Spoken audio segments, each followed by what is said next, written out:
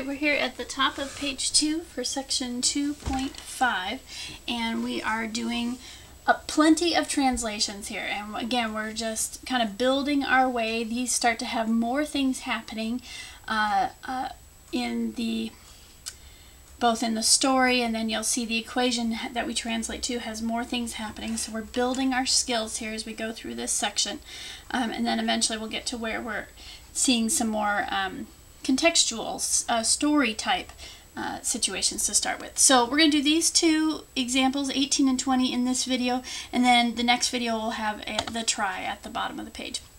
So number 18, let's read it. The steps aren't listed here, so if you need that kind of checklist in front of you, have your page 1 notes available. But we're going to read the problem, take a deep cleansing breath, calming breath, and then we're going to read it again. 5 more than 4 times a number. Is that number increased by 35? And I have to admit, even though I've done these problems for years and years and years, and I kind of get a little thrill out of figuring out, it's kind of like a little puzzle to solve. And even though I've done these particular examples, you know, multiple times, all the different times I've taught this class, even though I've done this particular problem before and I've done lots like it, the first time I read it through, it's just a bunch of words. There's a whole bunch going on. My brain really can't wrap around it. That pausing, taking a breath, now when I read it a second time, things start to pop out. So really try that if you haven't yet. Second time. 5 more than 4 times the number. Is that number increased by 35? So they don't really give a goal here, but if you look back at the instructions that go for this entire set of problems, my goal is to find the number. And that number here is listed a couple different times. That's new. Okay, that number. And notice they use that number, so they're referencing back to that same number. And let's pick something. Let's see, what haven't we done yet? Let's do k. We haven't done k as a variable. We're just mixing it up here. So I know k is going to show up here and again here. What else is popping out here? I've got some numbers here in words. 5, okay. 4. Here's a 35. What else? What else do I see? 5 more than 4 times a number. So more than tells me I'm going to be adding 5 to something. Okay, so 5 is going to be added to something. So I'm going to start with something plus 5. What's the something? So what's my something? Well, here's my something right here, 4 times a number. So I've got my initial translation thought here is I've got something that I'm going to add 5 to.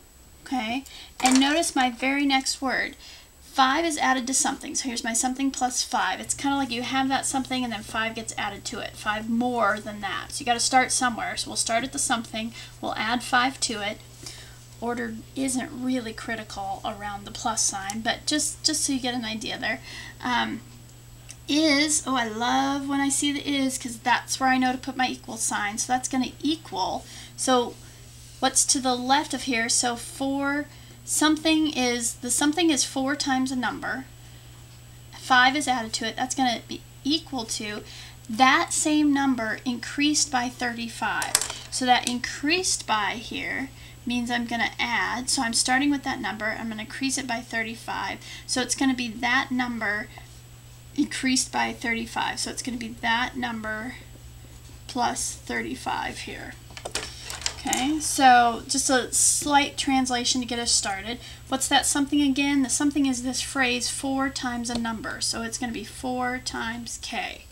And then I've got my plus 5. I've got my equals, that number, k, plus 35. So my final translation is 4k plus 5 equals k plus 35. So now I'm just going to tighten that up here to make sure it makes sense. 5 more than what? 4 times a number. Is that number increased by 35? Okay, I'm convinced that what I translated matches my understanding of this sentence, this phrase. So now I'm going to use my equation solving skills from the beginning of this chapter. I check for parentheses on either side of the equal sign. There's none. I check to combine any like terms on either side of the equal sign, and there's none. Then I look to see, has k picked a side? Has our variable picked one side of the equal sign to be on? And no, it's on the left side and the right side. It's totally up to you which side you want to go for. Some of you may want to just stick with the left. Some of you may want to go to the right. Some of you may want to avoid negatives as much as possible. Once you pick a side,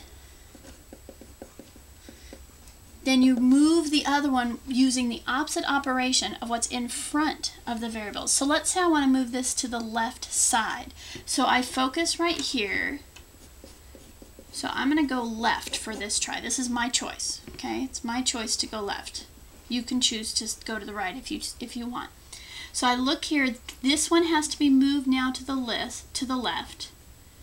So I need to know the opposite operation in front of it. What's in front of it is nothing, which means it's a plus. So instead of a plus k, I'm going to subtract k. And when I'm subtracting k, what I'm really subtracting is one of them. Okay? If I have 5 ladies named Katie in the room, and I take a Katie out of the room, I'm taking one Katie out of the room. Or let's start with this number. Let's say I have 4 Katies in the room and 1 leaves the room. I'm taking 1 Katie away. There's 3 left. Okay, so 4k minus 1k is 3. 3k plus 5 equals, the k's here eliminate, cancel each other, however you want to think about that. But that was the point, was to get k to one side or the other. So we wanted to get rid of it. And I'm quickly running out of room here, so I'm just going to give myself some workspace and recopy it. Try not to do, when you're moving locations from book to page, from one part of the page to the other page, I would resist trying to do math while you do it. Just do a strict recopy, okay? It's one of the most common ways to kind of drop a number or something, when you try to do a step and move a location on the page as well. So now I have got everything rearranged. It really looks like a linear, ax plus b equals c. Something's happening to x in terms of multiplication and something being added, and it's equal to a real number here. A, b, and c are real numbers. So I look at what's happening. There's 2 things happening. And according to order of operations, the multiplication comes first. So it's getting multiplied by 3, and then 5 is being added. Or you could think of it in terms of a timeline. You could think of it as k times 3 plus 5. And then we've got to reverse that. Go in reverse order. 1, 2, reverse the order of the steps and use opposite operation. I'm going to subtract and I'm going to divide. Here I'm going to go in reverse order, which means I'm going to divide 5 first, and then I'm going to, subtract 5 first. I lost track of what I was doing. Plus becomes a minus, times becomes a divide, 3. Okay. So we subtract 5 from both sides. 3k is equal to 30. Divide both sides by 3. And I ran out of room, sorry, so I'm just going to come back this way here. K equals 10. And I double check here. K, I can check it back in my original equation. 40 plus 5 is 45, 10 plus 35 is 45. I can even check it back here. 5 more than 4 times a number. 4 times 10 is 40, add 5 is 5. That number increased by 35, 10, 35 is 45. So it checks in both, so here's my little solution set, is 10. Okay, let's try number 20, and this time I'll just verbally talk through the solving. Notice what we created was a 2-step equation, plus it had started with variables on both sides. Okay, so we're stepping up the translating part, and I won't take the time to write these extra steps this next time. That's from the early part of chapter 2. Go back and refer to those notes, or ask in class what we're doing, okay, if you get stuck on any of these. If the quotient of 3 times a number and 4 is decreased by 3, the result is 9. Deep cleansing breath. Now, the second time I read it, things should start to connect a little bit. Things should pop out. If the quotient of 3 times a number and 4 is decreased by 3, the result is 9. Okay, and again, they don't really give a question or a goal within here, but the instructions at the beginning of this section say to find the number. So that's still my goal. Find the number. Shall we go back to x? make that x. So I'm going to start by, every time I see that number referenced, I'm going to put an x in. If the quotient of 3 times a number and 4 is decreased by 3, the result is 9. Oh, it's only mentioned once here. So chances are I'm not going to have it on both sides of the equal sign because there's only one x mentioned. Okay, so let's look at some other keywords. Quotient. Okay, that means division. And it's going to be set up as the first item that they mention over the second item that they mention. And now we have that lovely, lovely, helpful word of. I'm now searching across for that and, because that will tell me my first item. Whatever comes after the of, but before the and, is my first item. So my first item on top of the quotient is 3 times a number and 4. So this is my second item that's mentioned. Okay, so I know I've got a quotient. What else do I have? The quotient, all this is about the quotient right here. Okay, all of this information right here, the of and the and, all that falls under the quotient. Is, there's my equal sign, decreased by, I got caught. Look at that. This can happen. I went for straight translation instead of looking at the actual, what it means. The quotient is, so if the quotient is decreased by 3, so something's happening to the quotient. Happening to the quotient. So I've got a quotient and then it's decreased by 3. So the subtraction is happening to the quotient. So I'm going to be subtracting 3 here. So quotient minus 3. Now here's my keyword, the result. There it is. I almost got caught there. We have to bring our brains to the situation. We have to go, oh, is decreased by 3. That doesn't make sense. That's got to be, that's happening to something. So I have to go back and, that is just telling me what's going to happen. So the is goes with the decreased by there. Okay, the result is, so there's my result, is 9. So my first attempt at translation here is quotient minus 3 equals 9. And then what's the quotient? Of is the first item, and is the second. First item goes on top, second item goes on the bottom. So we've got 3 times a number, 3 times a number, and 4. 4 is the second thing mentioned. It goes on the bottom. Then I have my minus 3, and then I have my equals 9. Okay. From here, look for parentheses on either side. There's not. Look for like terms to combine, and right about then I'm noticing, oh my goodness, I've created a fraction. You could think of this as 3/4 times x too, because that's what multiplying something by 3 and then dividing it by 4 is like taking 3/4 of it, because x is the same as x over 1 and 3 times x over 4 times 1, however you want to think about it. Either way, I've got a fraction involved here. I can, if I choose to, eliminate all the fractions by multiplying by the LCD. I have an equal sign and I have fractions. That means I can multiply everything by the LCD, which in this case is 4. So I'm going to take 4 times everything that I see here. So 4 times the 3x minus 4, 4 times the minus 3, and then 4 times the 9 here.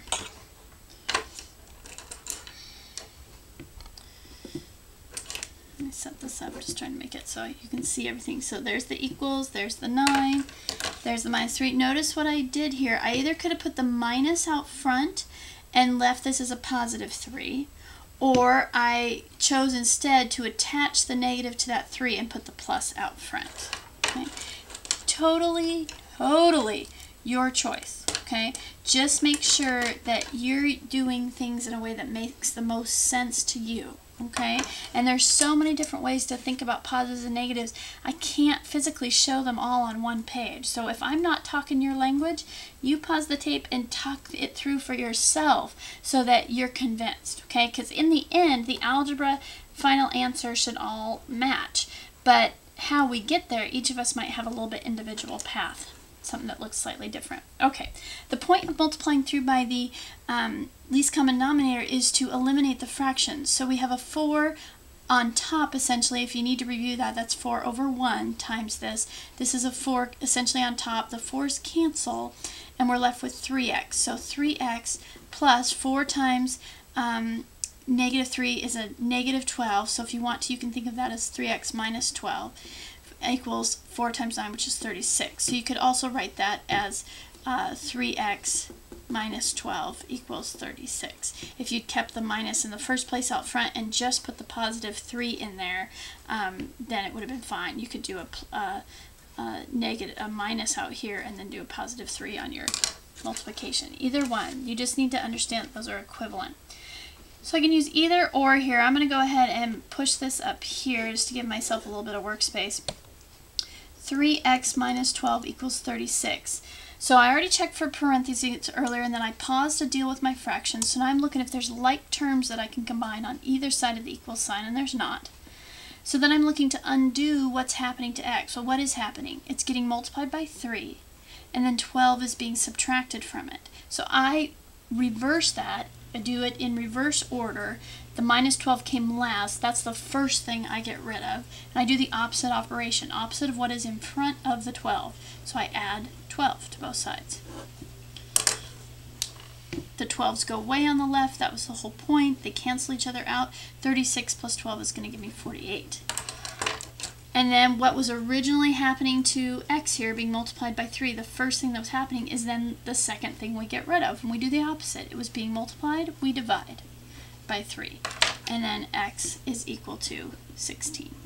And I check that out. Quotient of 3 times a number, 3 times 16 is 48, divided by 4 is 12. If I decrease that by 3, that's 9. The result is 9. So it checks back out in the original situation here, and then I can put it in set notation. And I'm wondering if I'm off the page for that last little reveal of the answer. It is. I'll just adjust there. Sorry about that. So I got an answer of 16. I checked it back in the original, and then I put it in set notation. Okay, we'll see you at the bottom of the page for a try problem.